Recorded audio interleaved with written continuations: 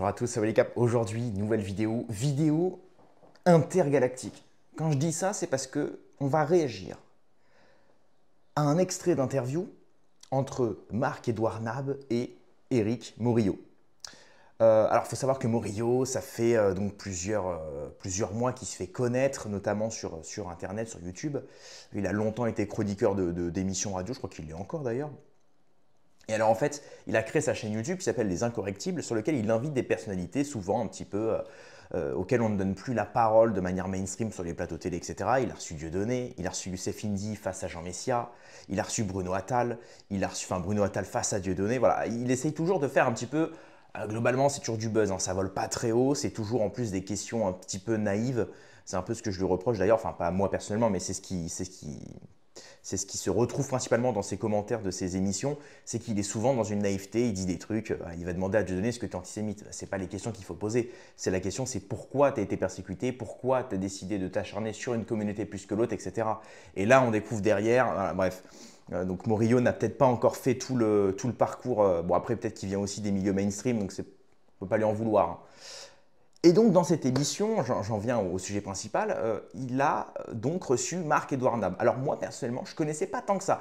J'en ai entendu parler évidemment, mais globalement c'est un type, je ne l'ai jamais vu passer chez Géopolitique Profonde, je ne l'ai jamais vu passer chez Toxin, je ne l'ai jamais vu passer chez Média en 442. Donc déjà dans disons dans la dissidence médiatico-youtubesque, jamais entendu parler. Je ne l'ai jamais vu non plus sur les plateaux télé. Et effectivement, donc là, il refait un petit peu parler de lui, il se fait inviter chez Morillo, parce que voilà, il décide donc de s'en prendre à tous ceux avec qui il a collaboré dans l'ancien temps. Enfin, dans l'ancien temps, c'est pas en moins 500 avant Jésus-Christ, hein, rassurez-vous. C'était donc à la fameuse époque de Dieudonné, du théâtre de la Mador, de sa grande époque aussi où il passait chez Ardisson. Donc là, on est vraiment sur la séquence 90, 2000, 2010. Voilà. Même un petit peu après, pendant les Gilets jaunes, mais déjà là, on parlait un petit peu moins de lui, de ce que j'ai compris. Donc, on va essayer de découvrir un petit peu j'ai envie de dire, cet écrivain, j'ai envie de dire, un petit peu préhistorique d'un côté, parce qu'effectivement, je ne connaissais pas. Et donc là, il refait parler de lui, puisqu'il attaque ouvertement Alain Soral, Dieudonné, avec qui il a collaboré pourtant dans le passé. Il reproche globalement à Dieudonné et à Alain Soral de trop accuser les Américains d'être derrière un petit peu toutes les théories du complot, notamment le 11 septembre ou encore les Kennedy, ce qui effectivement dans le passé pouvait s'avérer un petit peu complotiste. Et finalement aujourd'hui, on l'a vu avec les dossiers déclassifiés, notamment j'ai postillonné, donc du fameux assassinat de Kennedy, on se rend compte que derrière c'était les Américains, mais en plus c'était le Mossad. Et donc là effectivement ça vient détruire tout le discours de Nab qui disait non mais arrêtez, il faut arrêter de dire que c'est le coup des Américains et du Mossad. Bah si en fait, si. Et d'ailleurs si vous voulez plus de précision, il faut regarder mon interview avec Gérard Chevrier, où justement c'est un type qui a travaillé le dossier et il révèle justement que les Kennedy s'étaient opposés à l'armement nucléaire d'Israël et donc ça a déplu à Ben Gourion et compagnie. Donc ils ont forcé, parce que le père de Kennedy était un antisémite notoire, ils ont forcé Kennedy pour arriver au pouvoir à mettre en tant que vice-président M. Johnson. Et évidemment, vous le savez, quand le président des États-Unis meurt, ou en tout cas il y arrive quelque chose qui fait qu'il ne peut plus prendre le pouvoir, eh bien c'est le vice-président qui reprend le pouvoir. Et comme Johnson était un ferventionniste, voilà, tout a été bien ficelé évidemment. Donc hop, Kennedy, petite balle dans la teuté. Et évidemment, derrière, on apprend que Johnson prend la relève. Et donc évidemment, l'armement nucléaire et l'arsenal nucléaire d'Israël se met en place. Voilà, bon. Je suis un petit peu parti dans tous les sens, mais c'est bien aussi de bâtir un bon discours et surtout de remettre les choses dans l'ordre quand il le faut et quand c'est nécessaire. Donc il y a ce petit extrait qu'on va se mater et après on va se mater une partie de la vidéo entière. Évidemment, on ne va pas se mater les 1h20, rassurez-vous. On va se mater que l'extrait où il parle justement de Soral et de Dieudo. D'ailleurs, Morillo, dans chaque vidéo, il parle toujours de Soral. Il dit toujours « Ah, mais… Parce qu'en fait, il invite des gens qui ont été proches de Soral, mais il n'invite jamais Soral en personne. Et à chaque fois, moi, je mets des tweets. Je dis, bon, Morillo, t'es gentil, mais invite Soral. Mon tweet fait 400 likes, le sien fait 20 likes, et il fait semblant de ne pas voir. Donc je pense que Morillo est au courant, mais il a juste pour le moment pas les cojones, parce qu'évidemment, Soral, c'est un autre niveau. D'ailleurs, il ne peut pas être présent physiquement, donc déjà, ce sera en visio. Et c'est vrai que Soral, il lâche pas la parole vous l'avez vu avec mes interviews, quand je l'ai interviewé, dès que je lui pose une question, il part pour 25 minutes non-stop. Donc c'est sûr qu'il faut avoir de la cadence, mais je pense surtout que c'est les ordres d'au-dessus. C'est au-dessus, je pense que Morillo, il a peut-être un agenda ou peut-être des gens, euh, une ligne qu'il doit suivre. À mon avis, il y a une liste noire et dans cette liste noire, il y a Soral, c'est sûr. Donc on se mate l'extrait, c'est parti les amis, mettez un like, abonnez-vous comme d'habitude. Soral et Dieudonné, si c'était contenté de me laisser, moi, avoir mon idée, mettons que ce soit une espèce de marotte. Alors j'ai une marotte, c'est que je crois que le 11 septembre, ça a été fait par Al-Qaïda et par Ben Laden et ses 19 kamikazes. Voilà, je suis un fou, d'accord? Ben, laissez-moi le dire. Laissez-moi, c'est pas la peine de m'attaquer pour ça. Et c'est ce qu'ils ont fait. C'est une campagne carrément militaire.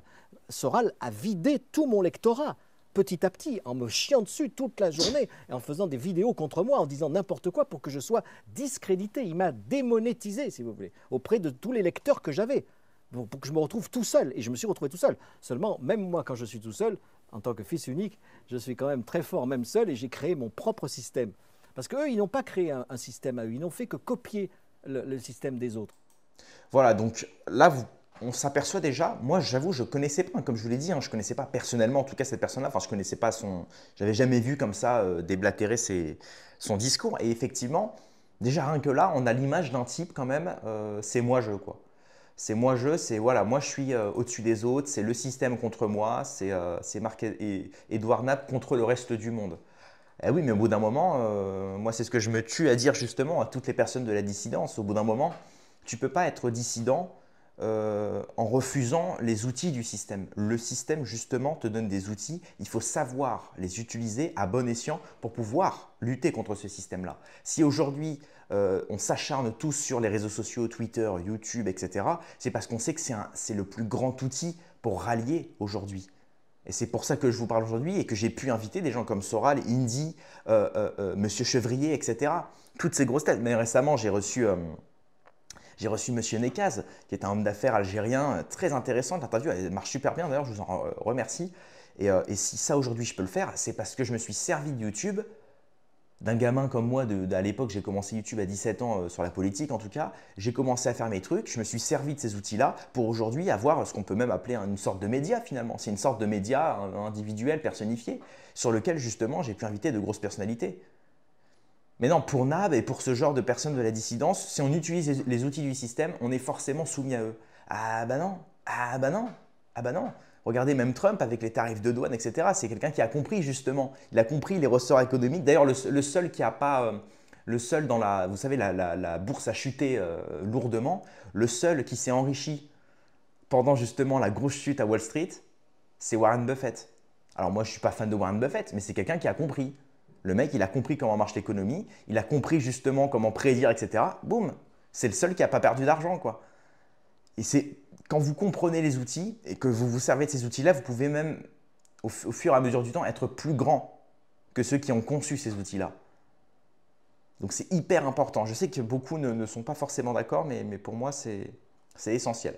Donc on va passer à l'extrait complet, évidemment. Donc là, Morillo lui demande, voilà, est-ce qu'il a encore des contacts avec Dieudo, qu'est-ce qu'il pense de Dieudo, et Marc Edouard Nab, évidemment, lui vomit dessus, aucune reconnaissance. Donc ça montre un petit peu le personnage quand même, hein, qu'on aime ou pas les gens, bon, je veux dire, moi il y a des gens, je me suis approché de certaines personnes, aujourd'hui je suis plus forcément proche d'eux, c'est pas pour autant que je vais leur yècher à la tronche. Donc bon, un petit peu d'ingratitude, j'ai l'impression, de la part de Marc Edouard Nab. Tu lui avais reparlé à Dieudonné? Non. Non, mais on ne se fréquentait pas non plus. Mais à partir du moment où ils ont pris ces positions, parce que c'est une chose, vous voyez, c'est là encore la liberté d'expression, c'est encore une fois. On peut donc être dans le underground, dans la subversion, dans l'infréquentabilité et être aussi conservateur, aussi ringard, je dirais, et aussi sectaire que les autres qui sont considérés comme vos ennemis. C'est ça. Donc, si c'était contenté, Soral et Dieudonné, si c'était contenté de me laisser, moi, avoir mon idée, mettons que ce soit une espèce de marotte. Alors, j'ai une marotte, c'est que je crois que le 11 septembre, ça a été fait par Al-Qaïda et par Ben Laden et ses 19 kamikazes. Ah, voilà, je suis un fou. D'accord? Ben, laissez-moi le dire.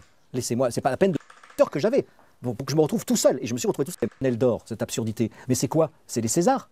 On est d'accord? Il remet une quenelle d'or à des gens. Mais c'est le même truc. Il crée rien. Il n'invente rien. Moi, je crée des Nabs News, c'est pas copié sur autre chose. Les éphémérides, c'est pas copié sur autre chose non plus. Les éclats, c'est pas Monsieur Soral sur un canapé rouge qui, tout seul, sans interlocuteur, pendant des heures et des heures, il déblatère ses propos, personne n'est là pour le contredire. Moi, je me prenais tous les risques. Je laissais la galerie ouverte et puis on filmait ce qui se passait, mes rencontres, mes dialogues, mais il y a eu plein de choses complètement différentes à chaque fois et on ne coupait rien. Enfin, on faisait un montage pour que ça soit agréable. Vous pourriez débattre avec lui, avec Alain Soral aujourd'hui? Mais bien sûr, mais ça m'intéresse pas. Il est un type tellement faux, tellement un escroc, un gourou. C'est comme le type qui... Je suis mort. Est-ce que vous pourriez débattre avec lui? Mais bien sûr, mais ça m'intéresse pas. Hein, non, mais bon, faudrait savoir. Hein. Jouer de la flûte et qui emmenait les rats jusqu'à l'abîme là, pour se noyer. C'est la même chose. Ils vont s'en apercevoir un jour seulement. Comme il n'y avait que ça, c'était ça ou TF1 en gros. C'était les bien-pensants et le système mainstream, ou alors Dieudonné et Soral. Il y a une troisième voie. Voilà. Et comme j'ai dit souvent, si Dieudonné m'avait écouté moi aujourd'hui, et même il y a déjà un moment, il aurait été le Coluche des Arabes et des Noirs, il aurait été. Et il n'en serait pas là où il est aujourd'hui, dans une petite boîte comme ça sur Internet, à lire son cahier bien rédigé, son cahier Clairefontaine. Mais finalement, est-ce qu'il n'est pas à l'humour? Enfin, n'empêche, pour l'instant, Dieudonné, quand il passe chez Toxin, c'est 300 000 vues en 24 heures. Hein. Nab, en 15 heures, c'est 49 000 vues. Donc pour l'instant, s'il y en a un qu'on doit croire sur parole, je pense que c'est plus Dieudonné que Nab, hein, mais bon. Ce que vous êtes à la littérature. Pas du tout, excusez-moi, je me considère plus élevé que ça. Mais il n'a aucune conviction, c'est comme tu as dit dans notre genre. Il n'a aucune conviction. Soral a des convictions. Lui, il a un fond, vraiment. Donc vous voyez, je peux en dire du bien aussi, d'une certaine façon. Mais c'est un fond qui est dégueulasse. C'est ça, c'est la différence. Et tout ça, ils ont tellement peur de manquer de public. Ils ont peur de ne plus avoir d'audience. Et surtout, ils ont un problème de fric. Ils ont un problème d'argent. Voilà. Donc ils ont besoin d'être des employés. Et ils ont montré, en faisant croire à leur public qu'ils étaient libres et qu'ils disaient ce qu'ils voulaient sur tous les sujets, que si on gratte un peu, vous le savez très bien, Soral était stipendié par le Front National. Il était payé par le Front National pour abattre les Arabes, pour les faire voter pour Marine Le Pen. On le sait, pour Le Pen. Tout ça a été prouvé. Ça, c'est dans les années 2000-2010, on le sait, ça. Et quand à l'époque, c'était Jean-Marie Le Pen. Oui, Jean-Marie Le Pen, bien sûr. Mais après, ça a été Marine aussi qui a pris la succession dans le pouvoir. Et puis, c'est Jean-Marie Le Pen qui a viré Soral. Il n'est pas con, Jean-Marie Le Pen. D'ailleurs, il admirait beaucoup un livre de moi qui s'appelle L'Enculé, sur Dominique Strauss-Kahn, que j'ai publié en toute liberté. Soral ne publiait pas ses livres chez lui. Il faisait publier les autres, mais lui, il publiait chez un éditeur normal, un éditeur officiel. Ce qui d'ailleurs est faux aujourd'hui, puisqu'il a sa propre maison d'édition, il a son propre site internet, il a sa propre radio. De même que Dieudo a sa propre billetterie, il a son propre site internet. J'avoue que Nab, il est un petit peu déconnecté là. Après, bon... Moi, je peux comprendre d'un côté, le mec est plus invité nulle part parce que forcément, il n'intéresse pas, son discours ne plaît pas. Il sort des livres de 1000 pages que personne lit, donc forcément, au bout d'un moment, le jour où tu es invité, t'en mets un petit peu plein la gueule à tout le monde. Ce que je peux comprendre, mais à mon avis, c'est pas comme ça qu'il va retrouver une audience, quoi. C'est absolument pas comme ça. Moi, je le vois avec ma chaîne YouTube. Comme je vous le dis, j'essaye de créer du dialogue. Je reprends toujours la phrase du pape, hein, celui qui crée des murs et non des ponts n'est pas chrétien. Moi, j'aime beaucoup cette phrase-là. J'essaye de créer du dialogue entre chaque communauté, chaque ethnie, chaque courant de pensée. Et je dis justement que je pense que d'un côté, on peut rallier autant des marxistes que des identitaires. Le but, c'est justement d'aller au-delà de tous ces paradigmes-là et d'essayer de créer des dialogues et de créer surtout une lutte commune. Une lutte commune. J'ai l'impression que Nab, il veut... Après, c'est quelqu'un de très entier, ça, on ne peut pas lui reprocher. Mais effectivement, c'est quelqu'un qui... c'est marche ou crève. C'est-à-dire si tu n'es pas d'accord avec lui à 100%, il ne te veut pas de son côté. Moi, je pense que c'est plutôt pour ça que tout le monde l'a lâché. Hein. C'est parce qu'au bout d'un moment, si tu laisses même pas les gens s'exprimer concrètement et correctement, les gens te lâchent. Les gens te lâchent, ça paraît logique. Qui était je ne sais même plus comment ça s'appelait. Voilà. Et donc, pareil, donc ils sont des employés, ils sont des esclaves. Dieudonné, il prenait son argent de l'Iran pour faire sa liste antisioniste, qui était une vaste escroquerie aussi. Tout ça, je raconte précisément tous ces épisodes dans ma saga Les Porcs 1 et Les Porcs 2. Il y aura un troisième. Voilà. Mais déjà, ces deux premiers, il faut se les avaler. C'est 1000 pages où tout est exact. Vous voyez, et là ça a été très très mal vu, très mal reçu. Mais heureusement, il y a beaucoup de lecteurs qui ont été éclairés sur cette époque et qui ont fini par non seulement me donner raison, mais savoir que je disais la vérité. Et que j'étais tout seul contre eux, qui étaient juste des types qui prenaient de l'argent où ils pouvaient. Encore une fois, des mercenaires. Donc j'appelle pas ça des gens de conviction. Et aujourd'hui, vous les voyez, ils ont des problèmes avec la justice. D'accord ? Ils ont un bracelet électronique. Alors l'un, il a un bracelet électronique. Vous savez, il y en a d'autres. Hein. Je sais. Soral a un bracelet électronique, vous le savez ça. Il a un bracelet électronique parce qu'il a insulté une journaliste lesbienne en Suisse. C'est-à-dire qu'il est allé en Suisse, après moi d'ailleurs, comme par hasard. Ouais, parce que vous allez me dire pourquoi aussi. Il est allé en Suisse pour justement échapper à la justice. Et il arrive en Suisse, il se fait gauler, et il tombe et il est obligé de porter un bracelet électronique. C'est pas très glorieux comme chevalier de l'anti-israélisme, de la lutte, de la cause contre le système, etc. Quand tu as dû donner son bracelet électronique, pourquoi il l'a ? Il l'a parce qu'il a fraudé le fisc. Il a piqué 27 000 € au fisc. C'est glorieux, ça? C'est ça des grands combattants? C'est ça Gramsci? On est loin de Gramsci, vous voyez. Donc voilà, moi j'espère que si un jour je vais en prison, ça ne sera pas pour des peccadilles comme ça, au moins que j'y aille pour mes idées. Pas pour avoir essayé de truander le système. Ils ne font que copier le système qu'ils envient. Pardon, mais ça. sur justement la Parce que ce sont condamnation d'Alain Soral, ce sont des ploucs. Oui, mais justement, je pense que si, par exemple, Jodo qui a un bracelet pour fraude fiscale et blanchiment, etc., c'est justement parce qu'ils ont... En fait, aujourd'hui, on vit dans une démocratie, une fausse démocratie, ce qui fait que la démocratie veut vous punir, mais elle ne peut pas vous punir pour vos idées. De même que, par exemple, Hervé Ryssen, il a été en prison. Quand vous regardez ses livres, évidemment, la psychanalyse du judaïsme, les milliards d'Israël, etc., tous ces livres-là, l'antisémitisme d'Hervé Ryssen, voilà, tous ces livres-là, ce sont des livres, évidemment, qui critiquent la communauté juive, par exemple. Mais comme tout est sourcé, rien n'est attaquable. Donc, Hervé Ryssen, il l'a envoyé en tôle pourquoi? Pour sa couverture. C'est le livre Milliards d'Israël, parce que dessus, il y a une caricature d'un type avec un long nez, et donc c'est considéré comme antisémite, donc évidemment, il peut être pénalisé. C'est pour ça qu'ils l'ont mis en tôle. Vous voyez, ils essayent toujours de trouver justement, ou alors ils vont de même que moi par exemple, j'ai été condamné par l'Observatoire juif de France parce que je tenais un forum sur lequel un type d'ailleurs qui est assez connu, que je ne nommerai pas, qui a appelé à des choses pas gentilles concernant la communauté juive. Vous voyez, à chaque fois, c'est des petits détails. Comme ils n'aiment pas votre discours, vos idées, etc., ils ne peuvent pas vous attaquer foncièrement. Ils ne peuvent pas vous faire rentrer en prison parce que vous avez critiqué, par exemple, le système netanyahouiste. Ils ne pourront pas vous punir pour ça. Donc, ils vont chercher tout ce qu'il y a autour, la forme, pour vous punir. Et comme on sait, donc voilà, donc Jodo, par exemple, hop, ils se sont dit, bon, bah voilà, Jodo, il dit des choses, il faut qu'on l'attaque sur ça. Ah bah tiens, on va fouiller autre part, blanchiment, fraude fiscale, etc. Ils ont fouillé 27 000 € en plus. Je pense que Jodo, sur les millions qu'il a fait, parce que Jodo fait des millions, enfin il a fait des millions en tout cas, c'est certain. 27 000 €, je trouve ça peu quand même. Hein. On n'est pas sur Marine Le Pen qui s'est tirée avec 27 000 € mensuels pour tous les cadres du RN. Hein. Ah non, enfin pas tous, mais ceux qui sont concernés dans l'histoire. On est quand même loin de tout ça. Et donc pareil avec Soral, voilà. Ils l'ont attaqué sur quoi? Sur le fait qu'il a dit d'une journaliste suisse qu'elle était un petit peu en surpoids et qu'elle était lesbienne. Juste ça, hein. Juste ça. Avec tout ce qu'il a dit, tous les livres qu'il a écrits, tous les articles sur son site, tout est inattaquable. Tout est inattaquable. Donc évidemment, quand tout est inattaquable, le système a compris que vous étiez un ennemi et qu'il fallait vous punir de manière démocratique. Donc, on va vous attaquer sur des petits trucs, sur des tweets que vous avez mis, puis on va vous faire prendre 6 mois, plus 20 000 € d'amende, sur ceci, sur cela. C'est ça, c'est ça. Et aujourd'hui, moi, je subis un nouveau procès d'ailleurs aujourd'hui. Alors, ce n'est pas pour les mêmes raisons, mais pareil, c'est pour un type... vous le savez très bien, j'ai déjà posté une vidéo à ce sujet-là, je ne vais pas en reparler, je ne vais pas m'attirer des soucis, et c'est comme ça. Bon, après, moi, je suis personne, mais voilà, les gens dans la dissidence, globalement, ça va être toujours ça. On ne va jamais vous attaquer sur vos idées. Donc là, Nab, pareil, il se trompe.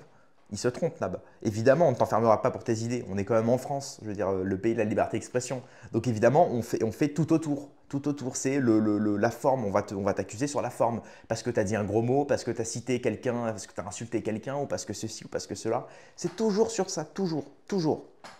Donc là, on voit que Nab critique le système, mais finalement, il ne connaît pas tant bien le système que ça.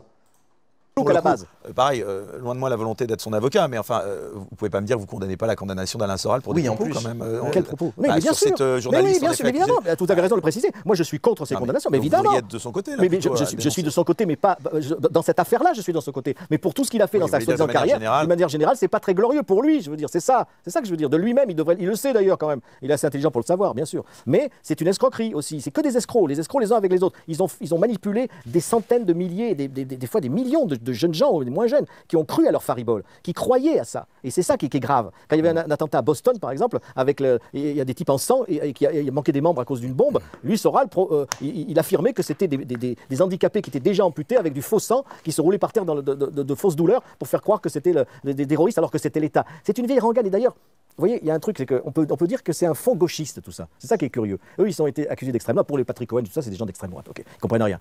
Et d'ailleurs, les gens d'extrême droite aussi, enfin ceux qu'on dit d'extrême droite, on va en parler, j'espère, de CNews et de Pascal Praud, ils croient que ça vient de la droite, ça. Mais pas du tout. Ce fond complotiste vient de la gauche. Ça vient c'est très fondé.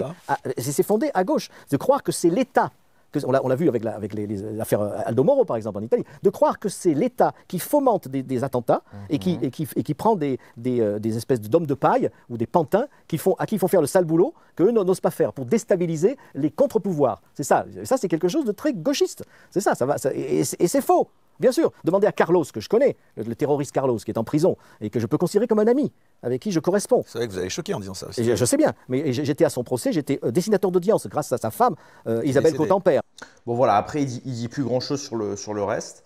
Mais globalement, moi je le connaissais pas. C'est vrai que là c'est compliqué de se dire je vais m'intéresser à ce type-là alors que le type ne parle que de lui et ne fait que critiquer. Moi, fut un temps, c'est ce que je faisais aussi hein, dans certaines vidéos, hein, j'avoue que. Mais depuis, bon, effectivement, en plus on sent que quand on se. Finalement, quand on veut être ennemi de tous et qu'on critique tout, finalement on ne s'ouvre à rien. Et quand on ne s'ouvre à rien, on se limite intellectuellement. C'est vrai. C'est pour ça que moi je le dis, par exemple sur les vidéos concernant le conflit israélo-palestinien, à chaque fois je me fais un peu incendier en commentaire. Parce que moi à chaque fois je dis, voilà, il ne faut pas vouer de haine aux gens comme Meir Habib, Netanyahou ou tous ces grosses têtes du sionisme. Parce que si vous êtes aveuglé par la haine que vous avez pour ces gens-là, finalement le jour où ils vont dire quelque chose de vrai, vous ne voudrez pas leur donner raison. Si le ciel est bleu et que Netanyahou dit « Chers amis, le ciel est bleu », quelqu'un qui le déteste dira « Bah non, le ciel il n'est pas bleu parce que… » Oui, mais là, foncièrement parlant, il est bleu le ciel. Donc tu es obligé de donner raison à Netanyahou. Tu vois? Bon bah voilà. Et le jour où il a tort, pareil. Et c'est pour ça que je critique aussi l'idolâtrie. Il ne faut pas être dans l'idolâtrie parce que quand on est dans l'idolâtrie, on n'ose pas dire qu'une personne a tort. Cette personne qu'on idolâtre. Et en fait, ça nous brime totalement dans notre capacité intellectuelle. C'est pour ça que je le dis, chers amis, quand vous écoutez quelqu'un, écoutez-le. Vous savez, c'est ce que dit, j'ai oublié le nom de ce philosophe, je ne pense pas que ce soit Marc Aurèle, je tenterai plus pour Sénèque, mais bon, vous retrouverez sur Internet, qui dit justement, quand une personne parle, il faut se mettre justement dans jusqu'au fond de sa pensée pour comprendre ce qu'elle dit. Et il ne faut pas essayer tout le reste, toute l'enveloppe, il faut l'enlever. Parce que justement, par moments, on n'ose pas écouter certaines personnes parce que cette personne-là a fait des choses dans sa vie ou parce qu'elle a une réputation, une notoriété qui est en incohérence et en totale discorde avec vos valeurs, je sais pas, vos idéologies, etc. Ce qui fait que vous ne voulez pas l'écouter ou vous ne voudrez pas lui donner raison lorsqu'elle aura raison ou vous ne voudrez pas lui donner tort lorsqu'elle aura tort. Et ça, c'est un véritable frein dans votre capacité intellectuelle. Donc c'est très important, chers amis. Voilà, c'était la petite pensée positive de la vidéo. Donc en conclusion, Marc-Edouard Nab, bon, il n'a pas dit grand-chose d'intéressant. Alors évidemment, il y a tout le reste. Pareil, 10 minutes après, il en met plein la gueule aux gilets jaunes. Moi, je trouve pas ça hyper… C'est quelqu'un qui ne veut pas réunir. Ça se voit, Marc-Edouard Nab, c'est un marginal, quoi. C'est un anarchiste. C'est quelqu'un qui ne veut pas… voilà, effectivement, il ne fait pas de politique parce qu'il ne réunit pas. Mais ce n'est pas non plus un grand intellectuel parce qu'il ne sort en rien. Globalement, il se sert des autres, il critique les autres pour produire de la pensée. Mais je pense que c'est plus destructeur que réunificateur. Donc pour moi, ce n'est pas un élément très important. Et effectivement, quand on voit les commentaires d'ailleurs, hein, regardez. Moi, Cohen et Ardisson sont mes amis et sont intelligents, j'ai la vérité absolue, tous les autres sont des abrutis. Insupportable ce type, ça faisait 15 ans qu'on n'entendait pas parler, et bien j'espère ne plus en entendre parler pendant encore 15 ans. Donc effectivement, même dans les commentaires, les gens sont d'accord pour dire que ce type-là voilà, ne parle que de lui, critique tout, et que c'est lui contre le monde. Donc effectivement, moi je trouve que c'est exactement ça, c'est en tout cas ce qu'il rejette. Donc j'espère qu'il retrouverait un petit peu de… Je ne sais pas, peut-être qu'il n'a pas de femme et peut-être qu'effectivement ça peut jouer sur le mental, je ne sais pas. J'en ai aucune idée, mais en tout cas je lui souhaite de se soigner, de s'apaiser l'esprit parce que là c'est ce qui lui manque, hein, le pauvre Nab. Voilà, c'est tout pour cette vidéo. Rendez-vous dans quelques heures de moi pour une prochaine vidéo. Paix et amour sur mes amis et mes ennemis et surtout sur mes ennemis.